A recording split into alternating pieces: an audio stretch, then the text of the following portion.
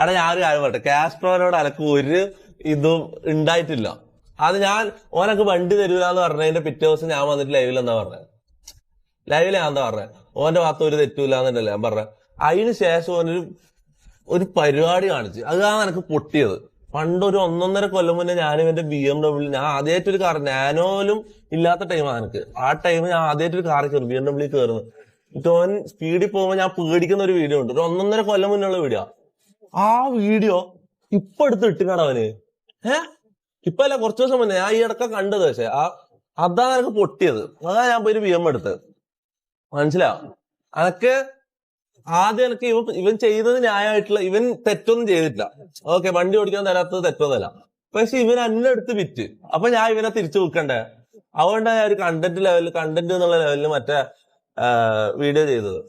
അപ്പൊ അതാട്ടെ ഈ കാസ്ട്രോ വിഷയത്തിന് അത് തൊപ്പിക്ക് പറയാനുള്ള. അപ്പൊ എനിക്കും തൊപ്പിനോട് വിയോജിപ്പ് തോന്നിയിട്ടുള്ള ഒരു വിഷയമായിരുന്നു ഈ കാസ്ട്രോ റിലേറ്റഡ് ആയിട്ടുള്ള ആ ഒരു വിഷയം. അപ്പൊ ആ ഒരു ടൈമിനകത്ത് ഞാനും തൊപ്പിനെ എതിർത്ത് വീഡിയോ ഇട്ടിട്ടുള്ളതാണ്. ഇപ്പൊ നമ്മൾ നോക്കണമെങ്കിൽ ഇപ്പൊ തൊപ്പിക്ക് പല ഡൗൺ സ്റ്റേജ് വന്നപ്പോഴും തൊപ്പിനെ സപ്പോർട്ട് ചെയ്തിട്ടുള്ള ഒരാളാണ് ഈ പറഞ്ഞ കാസ്ട്രോ എന്ന് പറഞ്ഞത്. അപ്പൊ അയാൾക്കെതിരെ തന്നെ ഇങ്ങനെ ഒരു പാല് കൊടുത്ത് കഴിക്കാൻ കൊത്തി എന്നൊക്കെ പറയാവുന്ന ഒരു രീതിക്കാണ് എനിക്ക് ആദ്യം ആ ഒരു റീല് കണ്ടപ്പോഴത്തേക്കും തോന്നിയത്. ഞാൻ അവിടെ സൈഡിൽ കൊടുക്കുക. അപ്പൊ ആ ഒരു റീല് കണ്ടപ്പോഴത്തേക്കും ആദ്യം എനിക്ക് തോന്നിയത് അതാണ്. പിന്നെ ഇപ്പൊ ഇതിന്റെ റിയാലിറ്റി, ഇതിന് ഇങ്ങനെ ഒരു സൈഡും കൂടെ ഉണ്ട് എന്നറിഞ്ഞപ്പോഴത്തേക്കും, അതായത് ഇപ്പൊ ആ ഒരു ഓൾറെഡി അങ്ങനെ ഒരു വിഷയം കഴിഞ്ഞിട്ട് ഇപ്പൊ കാസ്ട്രോ അത് കഴിഞ്ഞപ്പോ തന്നെ ഈ ഒരു വിവാദം നടക്കുന്നതിനിടയ്ക്കാണ് കാസ്ട്രോന്റെ മറ്റേ വീഡിയോ വന്നത്. BMW തൊപ്പി ഇരുന്ന് പോകുമ്പോഴത്തേക്കും ഇങ്ങനെ തൊപ്പി ഇങ്ങനെ പേടിക്കുന്നതായിട്ടുള്ള ആ ഒരു വീഡിയോ വന്നു. അപ്പൊ ആ ഒരു വീഡിയോ കണ്ട ആരാണെങ്കിലും വിചാരിക്കുന്നത് എന്താണ്, ആ ഒരു പ്രശ്നമൊക്കെ അവർ തമ്മിൽ സോൾവ് ആയി. അത് കഴിഞ്ഞിട്ട് തൊപ്പിനെ വിളിച്ച് പിന്നെയും കാറിനകത്ത് ഇരുത്തി പോവുകയാണെന്നാണ് കാണുന്ന ആർക്കായാലും തോന്നണത്. പക്ഷെ അതിന്റെ റിയാലിറ്റി എന്ന് പറഞ്ഞു കഴിഞ്ഞാൽ അത് പണ്ടെങ്ങാണ്ടും എടുത്തൊരു വീഡിയോ എടുത്ത് ഇപ്പൊ കൊണ്ടു ഇട്ട് ആ ഒരു വിവാദത്തിന്റെ ടൈമിനകത്ത് ഇട്ട് അത് വെച്ച് റീച്ച് ഉണ്ടാക്കാനായിട്ടുള്ള ഒരു പ്ലാനിങ് ഒക്കെയാണ് കാസ്ട്രോന്റെ അവിടെ നടന്നേക്കണത്.